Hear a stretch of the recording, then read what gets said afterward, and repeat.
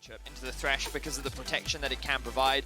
I mean, I'm also just really surprised they didn't ban out Tahm Kench. When you think about the amount of single target crowd control that Mad Lions has, I think Tahm Kench is a really good pick into that.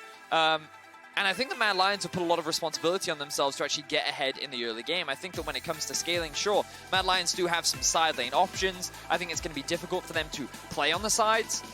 Here, of course, looks like he's got a ward, so he can just jump across if Larssen oversteps. Humanoid does have the teleport, currently only sitting at the inhibitor turret. Shadow's going to start up the Razorbeaks. Inspired coming around the corner. Didn't realize that Shadow was on them. He's going to dive straight onto him, and this Lee Sin's going to have to ward jump away, but Inspired is still on the chase and has the flash. Shadow flashes the wall. Inspired flashes to follow. The Whiplash hits, but Shadow dives to the Grump, and the Ardent Blaze will secure first blood to Larssen. And Shadow, he got a bit greedy here. He thought he could steal these away, and now Orome is struggling in the top lane.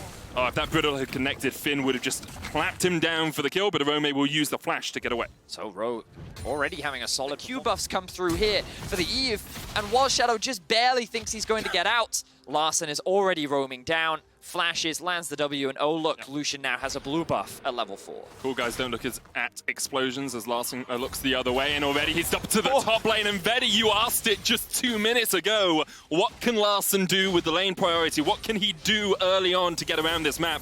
Well, so far he's been able to get 2 kills. And look now, Shadow is losing his early camps. Let's see if we have any more action in the bot lane. The ultimate comes through. Humanoid, that was actually the teleport coming out there, but the curse of the Black Isles is too strong. Wow. Too strong. So Mad tried to respond, as you correctly back into the lane, so this should be a pretty easy Cloud Drake for Mad. Will be at least a little bit of recompense for a struggling early game. It's kind of like the small light at the end of the dark tunnel right now, and the fact that Finn is already winning his 1v1 matchup in the top lane against Orome is definitely a much better performance compared to what we saw from him last week. I think he was definitely the player that received the most criticism, and he might even look to dive this. Call of the Forge God coming out. Orome is going to use the hookshot wall dive, still gets hit with it. Finn, that would be a long way to chase. But it's worth. Do you know what I mean? You zone Orome away from all these minions. I think that was 2 waves to this game, and I will give credit to Finn.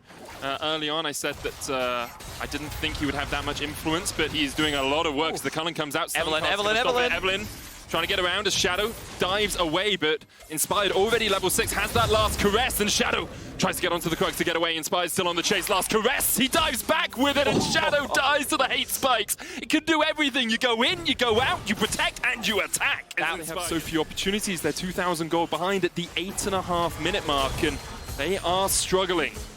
Destiny's going to be popped here in the top lane. Finn dives underneath the turret. Orome decides he wants to go in and will get the kill. The heal comes out. Orome just about survives. Okay, if it wasn't for that heal, that could have ended in disaster. I think this was a much if you can do this as Mad, right? Humanoid has the flash, is up here. Inspired's on his way as well. Doesn't have the last caress right now. Shadow's in the back of the Rift Herald arena. And the dive comes in from Larssen. Light Slinger used to get a couple of autos in. Shadow's going to hit it with the Sonic Wave. Here comes the arrow. That goes wide. Unfortunately, doesn't hit Shelly. She's arrow immune as Humanoid eats up a culling. Cycles through to the gold card. Shadow diving in. Hits a kick onto Inspired, but Inspired's going to chase him down with the 8 spikes. Dawning Shadow coming out as Shadow gets just about onto the Lantern in time. And Inspired gets the Herald. And Mad, they tried to swap their bot lane up towards the Rift Herald, but it was a little too late. Vander was already there beforehand, and both Shadow and Humanoid just got forced off. Rogue utilizing this early advantage that they've been able to accrue, and they're keeping the snowball going. I actually love this. We talked about opening up Inspired, opening up Larssen, so getting him around the map, putting the Rift Herald down here just gets that turret down quicker. It means the Lucian can get away. But it also stops Humanoid from freely roaming around the map. He's been able to make 2 plays so far. But yeah, you can see 3rd highest level in the game right now, with Finn close behind them. And Inspired once again looking for another play. We've been seeing this a lot from Evelynn, just rushing the Death Cap. You know that he can just execute him. Dives in, Human's going to flash away, the stun card lands, and Inspired needs to use his ultimate to get away, but Larssen chases down the kill. Orome is trying to collapse us. Meanwhile, in the top lane, there was a little bit of a dive, but Vogue have been able to survive. Orome now getting towards this mid lane tower as it falls. Inspired's going to try and put the charm down. Orome does still have flash. Hookshot wall dive doesn't flash towards it. Larssen trying to dodge away, but he's hit with the sweep, and the shutdown goes to Camille. Much needed shutdown for Mad there to try and alleviate the pressure. Shadow with the kick. Another well-timed play in the top lane. Hansama away from his Tahm Kench, away from the belly of the beast, and Mad Lion's able to get the kill. All right, so Mad Lions answering back now. They're able to get a couple of picks. They'll likely get a couple more plates up in towards the top side of the map. The fact that Orome was able to get that shutdown is very valuable for him as well. Finn actually setting up a bit of a flank here. He knows that Evelynn is on the Drake. Orome does still have flash here, so should just be able to hookshot away.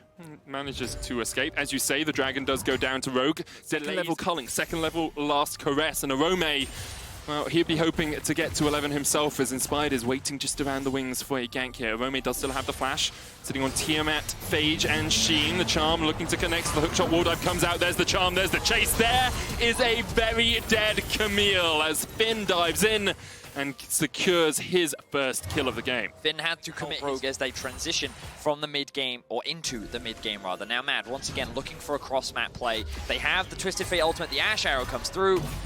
Only onto the Tahm Kench, but a good flash kick from Shadow will get the chase off, but the Devour is just too quick. Hansama able to survive, and Larssen's looking for a flank position here as the tower still stands. The culling coming out, Humanoid dodging back into the bush, but he's not going to be able to survive. He might take Hansama, the shield from the Dawning Shadow! Hansama keeps himself just about alive. Well played there once again for Rogue, and you're seeing how obnoxious this Tahm Kench pick is.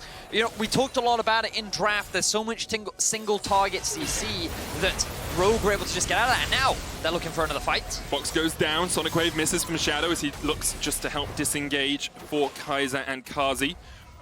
We'll note Carzzy has a 20 CS lead now on this Ashe. Play with the Ruin King complete. Ashe, of course, so good at pushing in the lanes. We mentioned it when they were down in the bottom lane. Has just continued to do that in the top lane. And Rogue have been playing more around trying to catch out Orome, it feels, than around their bot lane. They've been trying to keep this Camille down, have less gold than Orome does right now. Yeah, I think that Rogue have done a great job of putting the two carries that Mad ideally wanted to get advantage on in the early game behind.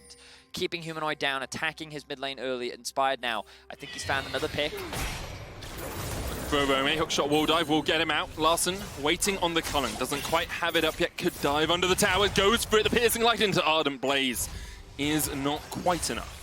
I don't think his Q was just in range, so he couldn't quite get that execute, but it doesn't matter. Rogue going to secure another tower. And what I really want to highlight this game is how Larssen is moving around all the way to the tower, and the same is being done in the mid. The reason why they do this so much is to give them time to reset as Shadow looks for a plate. Yeah, he dived in. The heal was used immediately from Rogue, and Larssen, well, it's named the culling for a reason as he takes down the Lucian. Yeah, so looking to base right now. Evelynn's probably just looked to base as well, but you can see that Senna and Lucian are here. Let's see if we can just burst out Hansama, only level 9, but lo and behold, the Lucian's level 12. Has more than enough damage to be able to turn that one around, and for game 1 on Friday with his set. Now that was kind of, you know, his, oh, hang on, one sec.